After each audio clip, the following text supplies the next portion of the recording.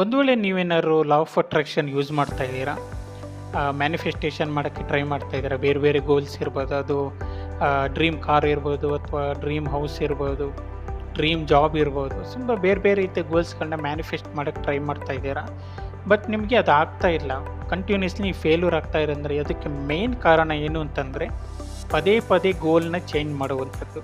ಈ manifest ಮಾಡೋರದೆಲ್ಲ problem ಏನು ಅಂತಂದರೆ ಫಸ್ಟ್ ಒಂದು 2-3 ದಿನ ಟ್ರೈ ಮಾಡ್ತಾರೆ, ವಿಜುವಲೈಸೇಷನ್ನು, ಇಮ್ಯಾಜಿನೇಷನ್ನು, ಸ್ಕ್ರಿಪ್ಟಿಂಗ್ ಎಲ್ಲವನ್ನೂ ಟ್ರೈ ಮಾಡ್ತಾರೆ.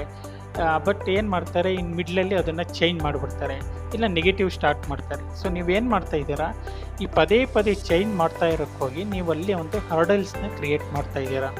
ಸೊ ನೀವೇನು ಮಾಡಬೇಕು, ಒಂದೇ ಒಂದು ಗೋಲ್ನ ಮ್ಯಾನಿಫೆಸ್ಟ್ ಮಾಡೋದಕ್ಕೆ ಟ್ರೈ ಮಾಡಬೇಕು. ನೀವು ಪದೇ ಪದೇ ಗೋಲ್ನ ಚೇಂಜಸ್ ಮಾಡ್ತಾ ಇದ್ದೀರಾ, ಮಧ್ಯೆ ಬ್ರೇಕ್ ಮಾಡ್ತಾ ಇದ್ದೀರಾ ಅಂತಂದರೆ ನೀವು ಎಷ್ಟೇ ವಿಜುವಲೈಸೇಷನ್ನ ಟೆಕ್ನಿಕ್ ಯೂಸ್ ಮಾಡಿ, ಸ್ಕ್ರಿಪ್ಟಿಂಗ್ ಮಾಡಿ, ಆಮೇಲೆ ಇನ್ನೂ ಏನೇನೋ ಟೆಕ್ನಿಕ್ಸ್ಗಳನ್ನ ಯೂಸ್ ಮಾಡಿ ಯಾವುದೂ ವರ್ಕ್ ಆಗಲ್ಲ.